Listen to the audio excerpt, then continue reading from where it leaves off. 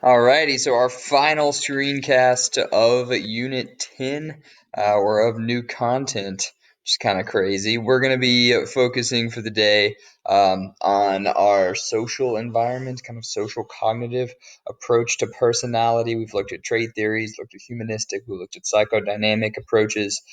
This one takes a little bit more of a holistic approach, focusing on the social cognitive side. So our question is, how does our social environment impact our personality and our understanding of ourselves? So within the social cognitive theory of personality, we are assessing ourselves. A lot of it's kind of looking at ourselves, and it's taking the environment more into effect.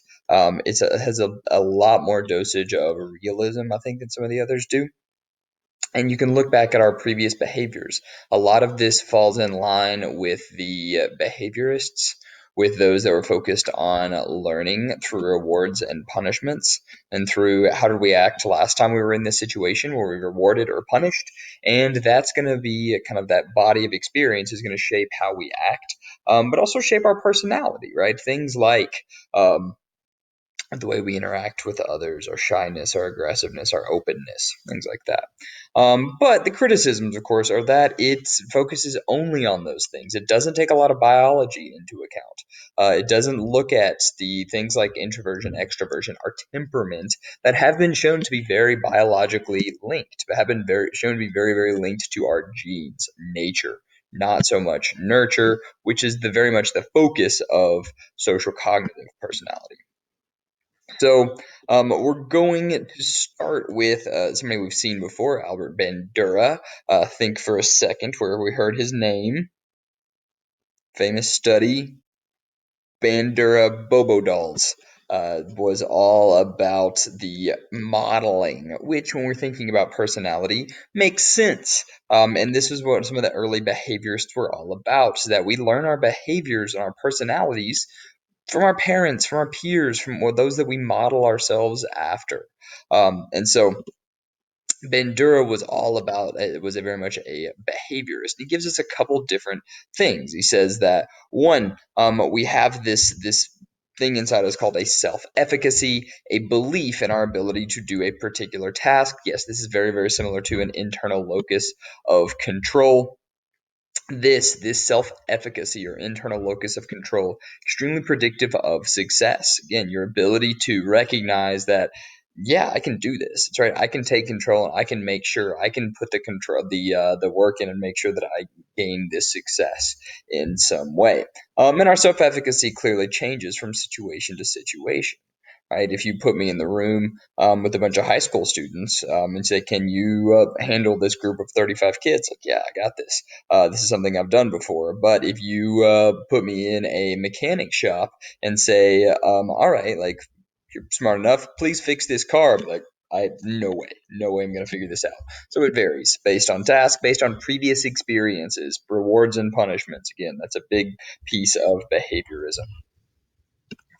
Um, Another biggie, and this is definitely something I think you could see pop up on that AP exam, is reciprocal causation or reciprocal determinism. It works either way; it basically means the same thing, and it's this interaction of more than just more than just like what's going on in our head, but also more than just like what we experience. So, what social cognitive versions of personality give us is really this belief that it's everything. This is very much a like biopsychosocial approach to personality. But this balance kind of removes that biology. So it's a little bit, it's a mix of psychosocial, and it kind of creates this cycle here. So reciprocal determinism takes our thoughts into account. It's like, how do we think about things? That's where things like self-efficacy come in, locus of control. It also takes our environment. Who are we around? Who are the people around us? Does that lend towards our ability to succeed or not succeed? and then our own behavior, our previous behaviors and experiences. And as I said, this can kind of turn into a reciprocal determinism, can turn into this cycle, right? This video, if you watch it, it tells a great example that we hear all the time as teachers, that we can create this cycle of this either upward or downward cycle for students. A student, it doesn't do well on a test, and all of a sudden everyone in their life like yells at them and says, "You are terrible. Why didn't you study? What is wrong with you? Something, something, something." The teacher's like, "This wasn't very good work." Their parents yell at them, and all of a sudden they're feeling down on themselves. They're disappointed. Their thoughts, their self-efficacy levels begin to drop. And when that happens, we're going to see even more lack of success. So when students get down on themselves because everyone else is getting down on them, it's like it doesn't end up going well. So this reciprocal determinism can also work in the other direction, that even that when students do well, praise them, give them say, "Really, really good job. You're so smart. Really good job." Parents should do the same. And when people are doing that, they feel boosted, right? They feel better. If you haven't, I'm sure many of you have not, that show 100 Humans. I've resisted it for a while, but it's kind of a like statistically weak. You could watch it and bring out really, if nothing else, watch it for the like holes in their research and their methods that they're doing. But they do a lot of experiments that feel like stuff we do in our own classroom, and then they draw like, "Oh, then clearly this shows this." Weak science, but they have a lot of cool site connections, and they have some psychologists, even some that we've heard of, pop up on the show. And one of the things they did was they had people like learn a task and then give them either praise or punishment. So they said like "good job" or like "you were terrible," no matter how they did, just completely random. And they had this girl who was like incredible at this task, pretty much mastered it before they even gave their first feedback, and they said it was okay, like you really weren't that good, you weren't excited, yeah, yeah, yeah, yeah, yeah. And then she came back like 12 hours later, and they were supposed to practice and then like show you what you could do. Could you make improvements? And she did even worse, right? Other than pretty much had mastered it and then like made all kinds of mistakes. And she was like, "I was in my head. I was worried. I was stressed." Um, and then they had another person who was garbage, completely terrible at it, had no idea what she was doing. And they were like, and they were supposed to praise no matter what, even though she was terrible. They said, "You know what? You really felt it. Like you have a lot of potential. I really see some ability in you." She's like, "Okay." 12 hours later, she was great. Like she had pretty much her and the person who were originally complete opposites are pretty much just as good as each other because of the difference between praise or punishment, and that kind of reciprocal determinism of that cycle between the different things. Um, Locus of control we have talked about before multiple times, internal versus external.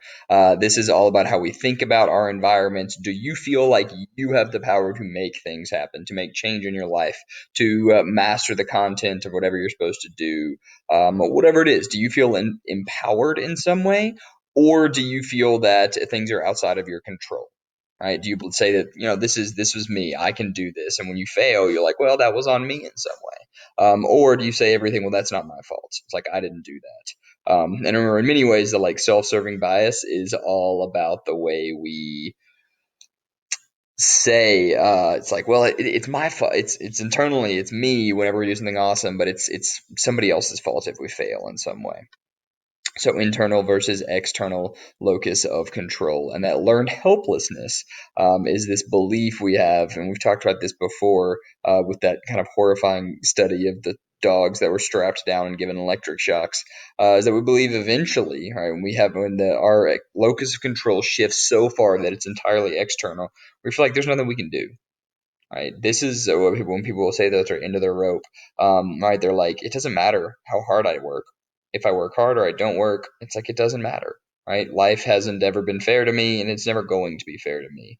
And there's no reason for me to continue to try. And this external locus of control, a lot of this, remember, this is behavioral, social cognitive. It goes back to um, this reciprocal determinism, right? That it's your environment doing this, but that's impacting your internal thoughts. That's then shaping your behavior in some way, and then your behavior then leads you to commit more errors, which then leads to more environmental negative feedback, leads you to even more negative thoughts, and it's this downward cycle. And so we have to reverse that and turn that into an upward cycle instead to create more of that internal locus of control. Because what we really want in life is to have a high self-esteem. This is similar to, a lot of this comes back to self-efficacy. But finding and working towards a high self-esteem is an extremely valuable thing, right? Like we could say like this is people that are arrogant, um, right? That's an excessive version of self-esteem, but we still need self-esteem, right? Like ultimately you're going to live a happier life even as an arrogant person than you are as somebody with an extremely low self-esteem, right? People with self-esteem, they're confident, they're much less anxious or worried about things. And remember, this is different than introversion or extroversion, right? I have a lot of friends that are very much introverted. I'll tell you, my sister, high among them, extremely introverted, right? They really just like to be by themselves and do their own thing. But they have a high self-esteem. They're very confident in who they are, and so when they get around other people, they shine. Right? No one would ever guess a lot of these people are actually introverts and they want to spend time by themselves. But they feel very confident around others. They have a high self-esteem. There were some of you all that did this. I was looking at your all's Myers-Briggs, that I would, and I'd try to guess for a lot of you all like what you might be. And there were a lot of you all that I was like, oh, they're definitely an extrovert, and you were an introvert, and you scored on that because likely you have a high self-esteem, and so you feel confident in class, answering questions or participating with groups because you don't have that anxiety, the stress that comes with low self-esteem. We talked about this again. This is also kind of goes back to social psych a little bit, but that self-serving bias we've mentioned a couple times already. We blame things that are whenever things go wrong, we say it's somebody else's fault. We, no matter what, like blame it on the external locus of control. But if something goes great, you're like, man, I am awesome. We take credit for things no matter the situation. We give ourselves that bias, and this is something that happens a lot more in individualistic cultures, which is something that we will talk about now. Individualist versus collectivist. These are definitely something that could pop up on the AP test. They are easily integrated into just about any question, and knowing the difference between these and what values they have is pretty important. And it really impacts um, not just like wide scale things, but how we think about ourselves. You can look at how we look at ourselves or how we look at others. There was this great example I saw where if somebody is like a social chameleon, somebody that adjusts their behavior to fit in based on whatever group they're around, that's something that like we in the U.S. often frown upon. People get really upset and they're like, you change how you act when you're around this group of friends. It's like I don't like the way that you act around them. It's like you're totally different around this person or around this person. Who are you really? And we frown upon that because you're like, be true to yourself, don't let anybody else change who you are. But in a collectivist culture, that's seen as very mature, right? To kind of shift your behavior in order to focus on the harmony of the group in some way, to kind of fit in with others.